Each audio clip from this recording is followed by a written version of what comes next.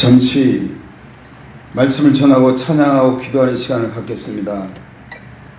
예수 그리스도께 속한 자는 아브라함의 유업을 받고 아브라함의 자손이라 말씀하셨습니다. 그러므로 이스라엘 백성들의 삶을 볼 때 아브라함의 자손이며 선택받은 민족이라 하였지만 선지자를 죽이고 예수님을 십자가에 못 박는 그들에게 예루살렘이 멸망받고 환난을 가져왔던 것입니다. 우리도 영적인 이스라엘 백성으로서 똑같은 모습으로 답습하는 우리가 아니라 예수 그리스도를 무장되어 재창조의 역사를 이루어져야 된다고 생각됩니다. 사랑하는 동역자 여러분, 저렇게 12장을 보면 어린 양의 예수의 피를 좌우의 문설주를 바를 때 애굽의 신들이 멸하여 졌습니다. 저렇게 13장에 낮에는 구름기둥, 밤에는 불기둥으로 앞서 여호와께서 진행하셨습니다. 출애굽기 14장 하나님의 말씀대로 모세가 홍해바다에 지팡이를 내밀 때 큰 동풍이 밤새도록 불어와 갈라지고 마른 땅이 되었습니다. 그렇습니다. 예수 그리스도 유월절 어린 양의 피를 좌의 문설주를 바를 때 예수 그리스도를 영접하고 우리의 마음, 우리 인격 지정의에 바르게 된 것이며 이때 성령의 역사로 하나님의 영광이 나타나는 것입니다.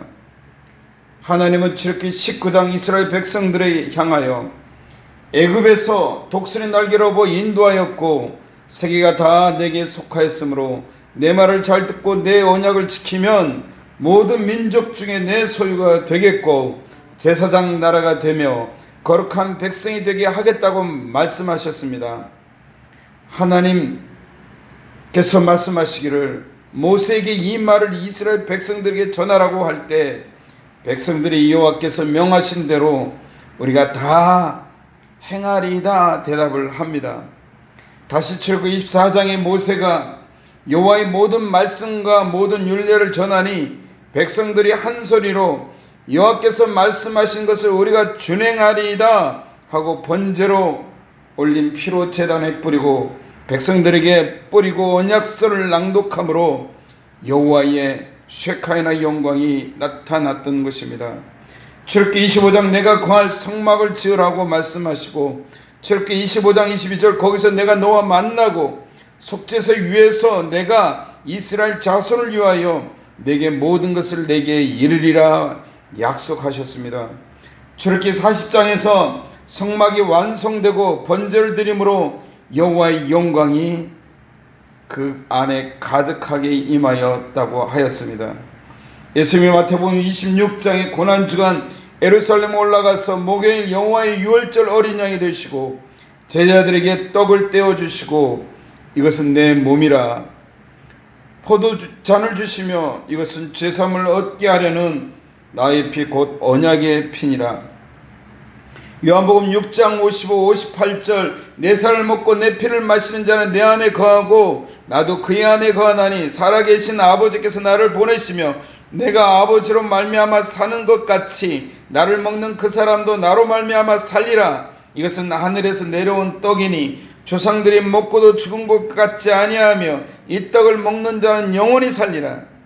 예수님은 몸소 유월절 어린 양이 희생제물이 되어서 우리가 성찬을 대할 때 조상들이 먹고도 죽은 그것과 같지 않고 영원히 살리라고 하나님의 임재의 영광이 나타난 것입니다.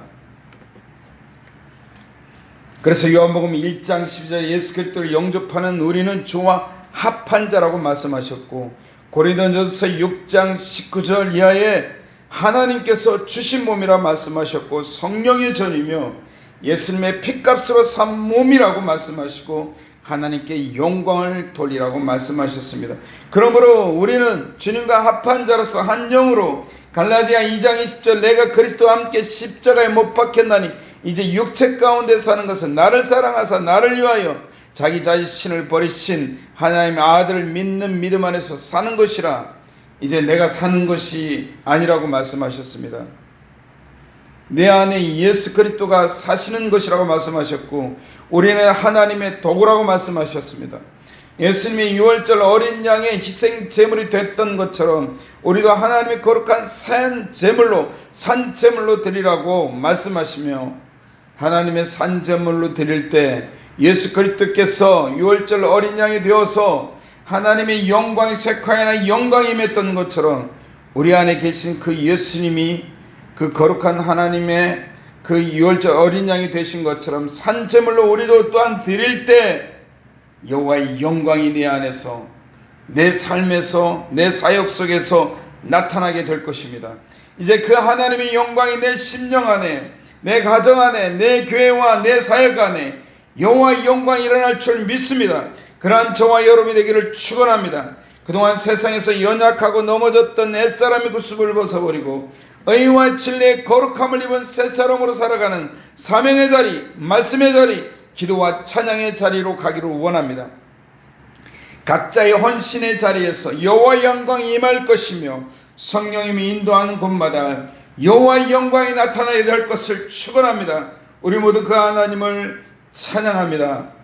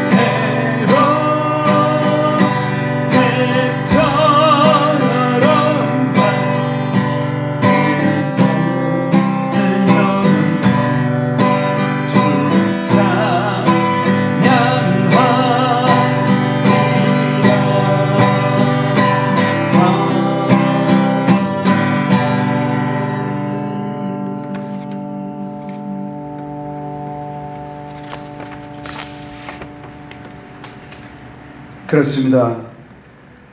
우리나라의 5천년의 역사를 들여다보면 1,000번의 외적의 침략 속에 들풀처럼 살아왔던 아픔과 상처가 많은 민족으로서 지난날 우리 조상들과 옛 어르신들, 우리 부모님 세대를 보면서 한이 서려 있고 정말 갖고 싶어도 먹고 싶어도 가고 싶어도 갈 수 없었던 그런 마음의 아픔과 상처가 서려 있는 그런 민족이었습니다. 제대로 기지개 한번 펴보지 못한 그런 시대에 바로 그 시대는 사람이 주인이었던 시대였기 때문이었습니다. 그러나 오늘날 10대 경제대국이 될 수 있었던 것은 예수님이 십자가의 죽으심과 부활의 신앙으로 살아왔던 선진들이 있었기 때문이라고 봅니다.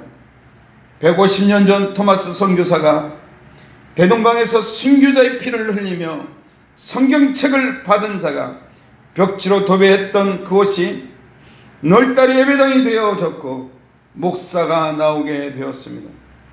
150년이 지난 오늘날 우리나라는 미국 다음으로 선교사를 가장 많이 보내는 제사장 나라가 되었습니다.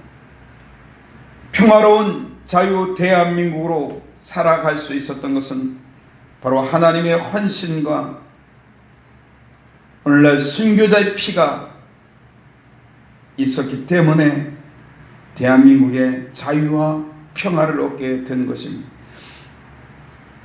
그런데 이제 더 이상 세상과 타협하고 타락하는 시대를 우리가 따라가는 것이 아니라 세상의 동성애와 그리고 세상의 정의와 공의가 사라지는 그런 시대 속에서 이제 더 이상 누더기와 같은 옷을 벗어버리고 예수 그리스도의 죽으심과 부활의 가치와 사상과 정신으로 살지 않고는 이 나라의 교회 혁명이 일어나지 않는 그런 시대를 살아가고 있다는 것입니다. 우리 동역자 여러분들도 예루살렘의 공의와 정의가 구하는 한 사람이 없어서 에스겔 선지자의 무너져가는 저 성을 무너져가는 그 성을 받쳐들 한 사람이 없어서 멸망할 수밖에 없는 이스라엘 백성들을 바라보며 오늘날 우리도 불구경하는 그런 강 건너 불공하는 우리가 아니라 우리가 무너져가는 성을 받쳐들 한 사람이 되기를 원하고 공의와 정의를 구하는 한 사람이 되기를 원합니다. 그렇습니다. 바로 나로부터 예수님의 희생과 헌신의 자리로 사도 바울의 사명을 위해서라면 생명을 조금도 아깝지 않게 이겼던 것처럼 우리에게 주어진 사명을 위해서 생명을 아끼지 않으며 살아갈 때 우리 심령 안의 천국이, 가정 안의 천국이, 교회 안의 천국이, 형제 안의 천국이, 사회 안의 천국이 하나님의 부르심의 사명을 이뤄내는 바로 저와 여러분들이 될 것입니다. 오늘 고요한 아침의 나라 찬양하며 다시 한번 기도하는 시간을 갖겠습니다.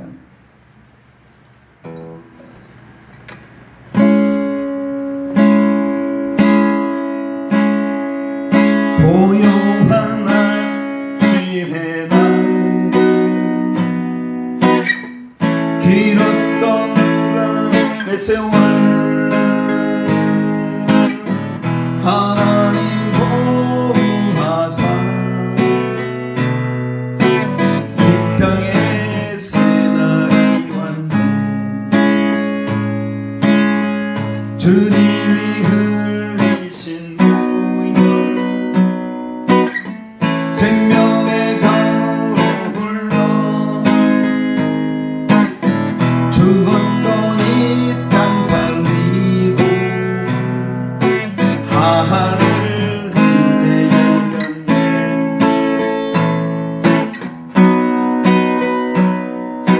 고요한 아침의 나라 주를 위해 힘을 주의 백성 일어나라 일어나라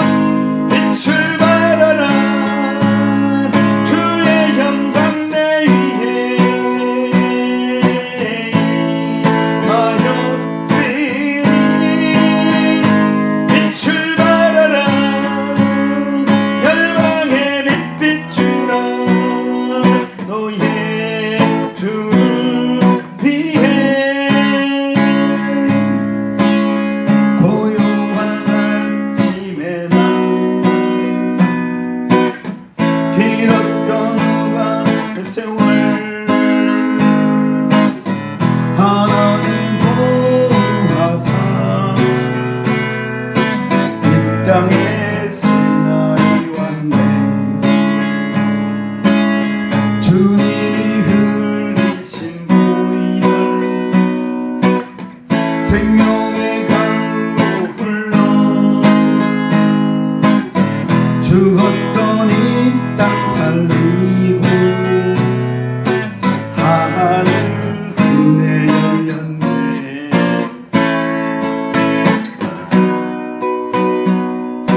고요한 낮의 나라 주를 위해 주의 백성 일어나라 빛을 발하라. 주의 영광 내 위에 하였으니 빛을 발하라. 열방의 빛 비추라. 너의 주를 위해 고요한 낮의 나라 주를 위해 주의 백성 일어나라 빛을 발하라. 주의 영광 내 위에 마였으니 빛을 발하라. 열방의 빛 비추라. 너의 주를 위해.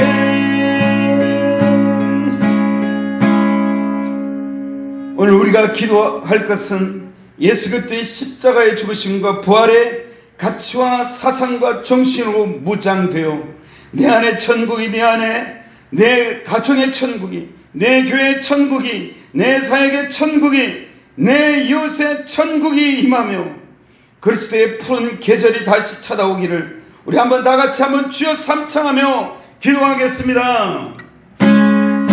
주여 주여